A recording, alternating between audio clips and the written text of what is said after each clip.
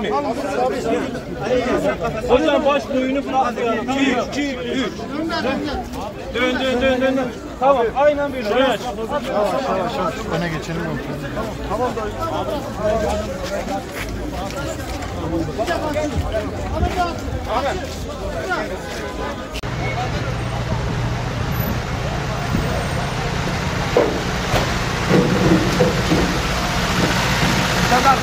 Tamam, gerek yok. Tamam.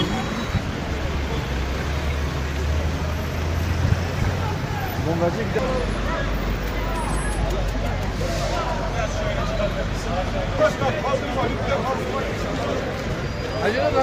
Allah razı olsun.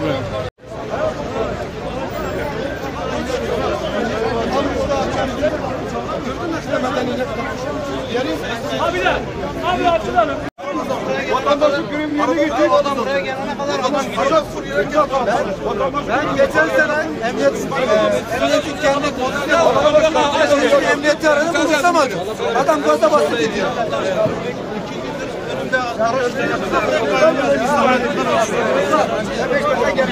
Yalan söylüyorum. Ben yalan söylüyorum. Ama o ceza falan ama bu teşekkür ederim. Biber gazı sıkacak. O yüzden geldi. Hastası olan insan buradan bir şekilde yol gidiyor. Bir şekilde gidiyor. Bir canlıyı sağlıklı koruyalım. Hasta bir yolunu. Hastası olan var. Yok o çocuklardan değerli değil müdürüm. Bir çocuklardan değerli değil müdürüm. Tüm çocuklar bizim çocuklar. O yüzden müdürüm. Ben evine giderken burada 100 tane koruma geliyor. 100 tane koruma. Burası ayıpsız değil. O kadar değerli değil. Bahane ederek bahane etmiyoruz. Bahane etmiyoruz. Trafiğin de bir kuralı vardır. müdürüm niye konu başlıyor? Bir saniye arkadaşlar bir kişi konuşuyor. Bir saniye. Ben şurada karşıda. Evet. Her gün yüreğim akıyor. Bu öğrenci araba çarptı. Ben oradan koşarak buraya geldim. Benim de çocuğum var. Daha dün burada çocuğu araba çarptı. Aynı ağızdan konuşuyorsun. Elimde çocuğun kanı var, elimde çocuğun kanı var. Acite etmeyin. Şu konuyu ajitasyon, bak acite ediyorsun. Acite ediyorsun. Aynı muhabbeti yapıyorsun. Lütfen trafiği açın.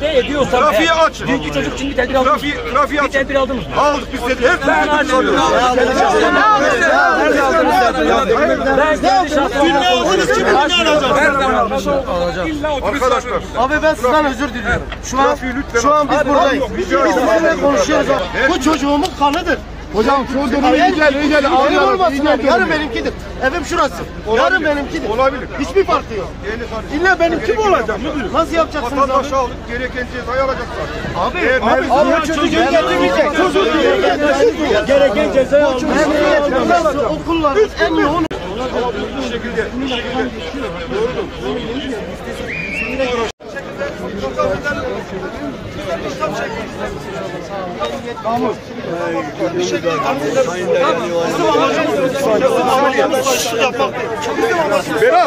Berat. Bakın bu arkadaşım gelin.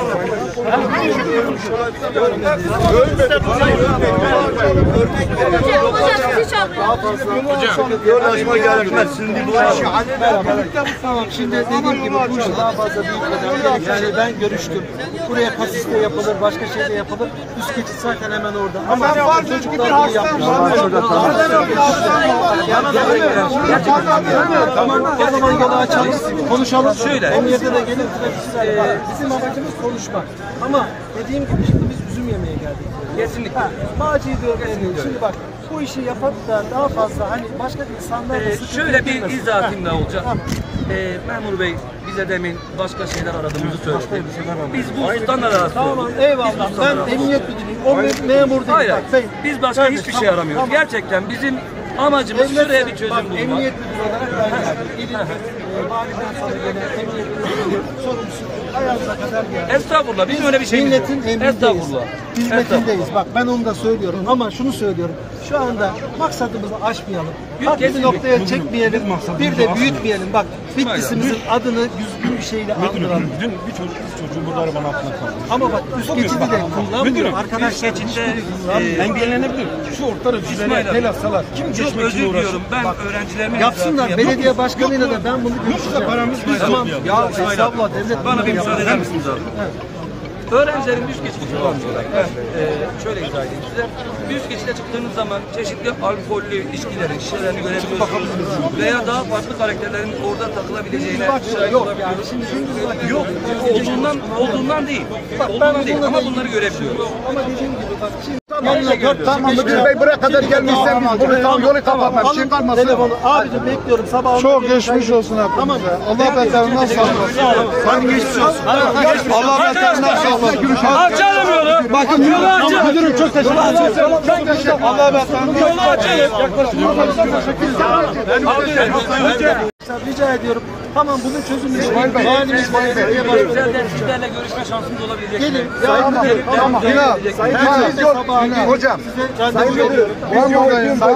Benim sabah kahvaltı yapamadım. Bak arkadaşlar randevunuzu alın. Perşembe yarın 1 Mayıs tatil.